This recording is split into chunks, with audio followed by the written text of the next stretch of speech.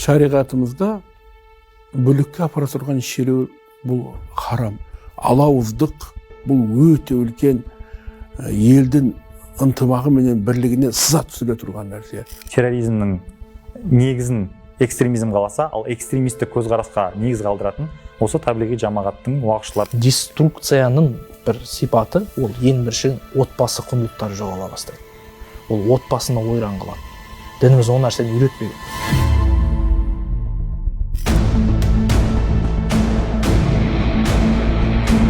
Еламан таблиғи жамағат ағымының түлкі бұлаң тәсіліне алданып арбалған азамат. Айтуынша кебінге оранған дағуатшылар көшеде кездейсоқ кезігіп кәлима айтуын талап еткен. Ол кезде Еламан небары 18 жаста болған. Аңқылдаған аңғал жігіт имандылық деген осы шығар деген оймен орта ғасырды көксейтін таблиғшыларға сенеді. Соңынан ерет ауыл аймақта аралап кетеді.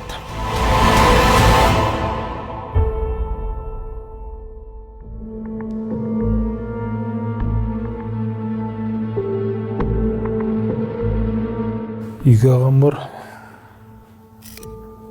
Ол кісілер Алматыда инженер қызмет істейді оларда, жоғары білімді. Темір жол несінде оқыдым, жаңа университетінде, Алматыда. Связь жағында. Таблиғтар кездесті, жұмсақ қайтады уағыздар. Солай тартады өздеріне. Ля илаха иллаллах айтқызу деген сияқты нәрселер бар. Алфавит жазып берді. Жаттап келді. Жаттамасаң да келе көреді ертең. Сол бардым.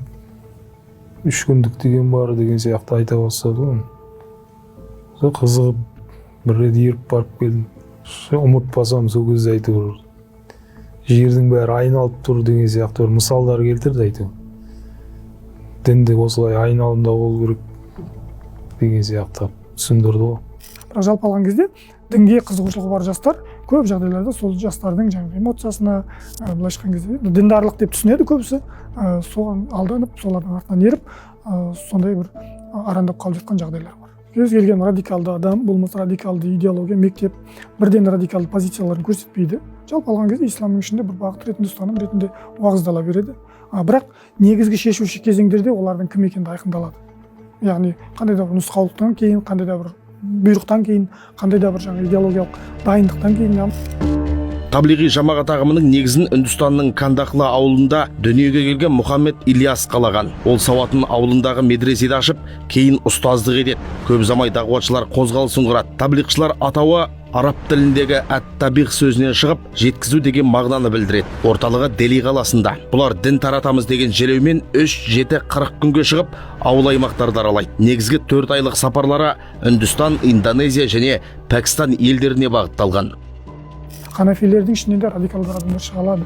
Ханафилердің ішінде де қарулы топтар бар. Кашмирде, Ауғанстанда соғысып жүрген. Сондықтан ханафи болуы оның дәстүрлі ислам екенін көрсетпейді. Ханафи болуы біздің мынау дала мәдениеті, дала өркениеті, соның ішінде мынау қазақ ағартушыларының ұстанымдары, моральдық этикаға негізделген, сопылық бағытқа, руханиятқа бағытталған, руханият жетілуге бағытталған ұстанымдарды ұстанатын, сонымен қатар ханафи мазхабын ұстанатын азаматтарды енді біз дәстүрлеуіміз керек. Демек бізде де діни ұстанымдарды айқындау қажеттілігі туындап отыр. Таблиғи жамағатта неге акцент қойылады? Ең бірінші дүниені тәрк ету керек. Және дүниені тәрк етумен қатар құрбан деген нәрсені бұл ұйымда бірінші орынға сатыға қойып, кішкене құрбан деген нәрсені орысша айтқан кезде бір түсінігін алмастыратын еді. Подмена понятия деп айтады. Барлық дүниеден, тіршіліктен, нафақадан, отбасынан, барлық дүние тірліктен сен алыстауың керек. Деструкцияның бір сипаты ол ең бірінші отбасы құндылықтары жоғала бастайды. Ол отбасыны ойран қылады. Дініміз ол нәрсені үйретпеген. Таблиғшылар исламның даналық, тазалық, ғылым мен білімге шақыратын прогрессивті жақтарын мойындамайды. Есесіне дойыр догмамен елдің миын ашытады. Есіктен есікке қағидасын ұсынғандар талай шаңырақтың шырқын бұзып тынды. Еңбекшіқазақ ауданында бір азамат болды, түрмеде неше жыл отырып келген жаңағыдай. Сол азаматпен сөйлестім мен де отырып. Сен не себепті дағуатқа кетіп қала бересің дегенге. Үйде әйелім ауырды дейді. Сонымен достарымнан көмек сұрадым дейді. Не істеймін жаңағыдай. Әйелім ауырып қалды. Не жағдай жасаймын деп едім. Дағуатқа шықсам, Алланың қалауымен жаңа әйелім жазылып кетеді деп айтты дейді. Сөйтіп 4 айға кетіп қалдым дейді, Пакистанға дейді. Сол әкесінің жаңағыдай өз алдына жаңағы далада қаңғырып жүрген кесірінен үлкен ұлы мысалы ұрлық жасап темір торға тоғытылған жаңағыдай. Ол не үшін ұрлық жасайды? Үйінде жейтін тамақ болмағаннан кейін біреудің малын ұрлап, жаңағы ауылдасын соны сойып алып, ұсталып, сөйтіп түрмеге сотталып кеткен жаңағыдай. Ағымның бір мұсылманға беретін пайдасы жоқ екенін байқаймыз да. Ағым жақтастары жұмыс істемейді, кәсіп те қылмайды. Тәулігіне 24 сағат ел кезіп жұрт аралайды. Жататын жер талғамайды. Бала шағасын, әке шешесін тастап кете береді. Туған шешесі мен бауыр еті баласын тағдыр тәлкегіне тастап, көкек құсап кете беретін бұларды бұдан соң фанат немесе экстремист деп айтпай көр. Өйткені жүрген жерлерінде жұрттың наразылығы мен қарсылығын тудырады. Светоформен өтіп баратқанда, қызыл жанып тұрған кезде өтпей тұрып қалдым, сол кезде айтты, светофордан қорықпа, Алладан қорық деген сияқты. Сосын жаңа біреу айтты, 50 мың теңге түсті аспаннан, Алланың қазынасынан тікелей түсті деп. Еламан дағуатшылардан іліміз деді, таппады. Ұстаз сымақтары Құранды да жаттатпады. Тек Фазаил Амали әдебиетін оқыпты. Дәл осы кітапты діни сараптама экстремистік деген қорытынды жасап, ел аумағында пайдалануға тыйым салдында. Қазақстанда таблиғ жамаатына тыйым салудан мақсат не? Өйткені өші елде тұрып, нені алады? Сырттан фатуа алғысы керек. Инкар ол яқин деген олардан топ шықты. Инкар яқин деген бұл қазақтың бір сөзімен айтқанда алма піс, аузыма түс деген сияқты. Ешқандай себепті алмайды. Аллаға тәуекел қылам дейді. Жерді жыртпайды, дәнді сеппейді. Күздің күні бидайды не қылады? Талап етеді. Бұл радикалды жамаат деген бір ғана Қазақстан емес, әлемде бұл қауіп төндіріп тұрған нәрсе. Дінді толығыменен түсінбегендіктен. Құран-ы Кәрімде дінімізде бірінші Құран, сүннат, ижма, қияс, истихсан, ұрф дейді. Бұл көңіл бөлмейді. Содан кейін күмәндана бастадым.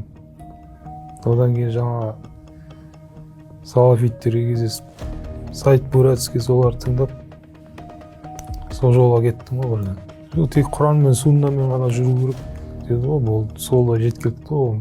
Сақал қойғаннан кейін де, балақ кескеннен кейін де адамдар бір түрлі қарайды ғой. Олар да жек көру пайда болады. Сосын әр жағынан осыларды өлтіру керек деген сияқты ойлар пайда болады. Одан кейін ана лекцияларда дәл сол құптайтын әңгімелер айтады ғой, жихад жасау керек. Сонымен адам кіре береді ғой сол жолға. Олармен күресу керек деген жаңағыдай, соғысу керек деген ой пайда болады мысалы үшін. Жихад туралы сөздерді қалап тұрады ғой адам. Жинала береді кек. Терроризм дегеніміз бұл нөлден бастап бірден терроризмге өтіп кете алмаймыз. Терроризмнің алғашқы бір уровені болып экстремизм табылады бәрібір.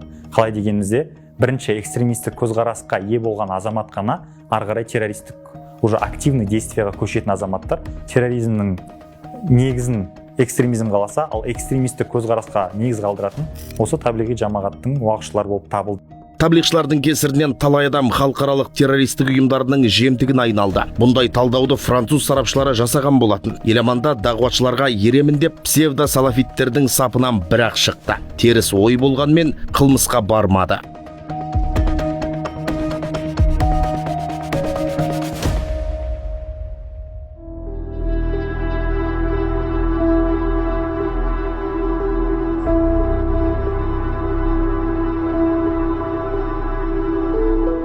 Өзім абыройым түсіріп алдым, мысалы үшін қоғам алдында. Сенімсіздік пайда болады одан кейін. Ешкім мысалы жұмысқа тартқысы келмейді. Ешкім жолағысы келмейді. Сол историяны білгеннен. Интернетке сенбеймін қазір. Ол мысалы ханафи мазхабым деп тұрып тартып кетуі де мүмкін. Мысалы жығып беруі де мүмкін ғой ана жаққа. Қазір мысалы тарихын оқытқан дұрыс қой жас балаларға бірінші. Түп тамырын бекітіп, содан кейін барып дінді үйренсе, өзінің тереңде жатқан тарихы бар екен, үлгі тұтатын ата бабалары бар екен біледі ғой ары қарай. Адасып кетпейді ғой ары қарай. Мысалы бізде мемлекет бар екен, бұл қаншама қанмен келген құрылған мемлекет екенін оны сақтап қалуымыз керек. Мәңгілік ел дейді ғой. Сол сияқты ойланады да, бұл мына жаққа қарай кетпейді. Еламан деструктивті діни ағымның ықпалында жүріп, отбасын құрмады. Өкінет, қазір тарихи туындыларды оқығанды ұнатады. Санаса қатаймаған жастарға діннен гөрі алдымен ділін білген дұрыс деп есептейді. Себебі дінгегі мықтыны дүлей дауылда құлата алмасына оның көзі анық жетті.